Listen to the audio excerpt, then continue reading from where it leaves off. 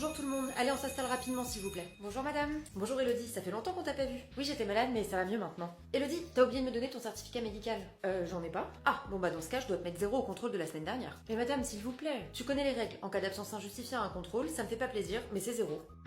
La loi est très claire, un professeur ne peut pas mettre 0 à un élève à cause d'une absence injustifiée. Et d'ailleurs, ils ne peuvent pas non plus te mettre un 0 ou réduire une note à cause de ton comportement en classe. En fait, l'idée, c'est qu'on doit distinguer ton travail et ton comportement. Si tu as un comportement perturbateur ou que tu manques à tes obligations à l'école, tu peux être puni, devoir faire un devoir supplémentaire ou avoir une heure de colle, mais par contre les notes viennent apprécier un travail, et c'est pour ça qu'en principe, ton comportement ne peut pas affecter une note. Il y a autre chose qu'ils ne peuvent pas faire. Et d'ailleurs, pourquoi t'as pas de certificat médical? T'étais vraiment malade au moins? Oui, j'étais vraiment malade, j'ai demandé le certificat au médecin, mais il m'a dit que j'en avais pas besoin. Pas besoin? Mais bien sûr que si, t'en as besoin pour justifier ton absence. Bah c'est lui qui a pas voulu m'en faire un en me disant que c'était pas nécessaire.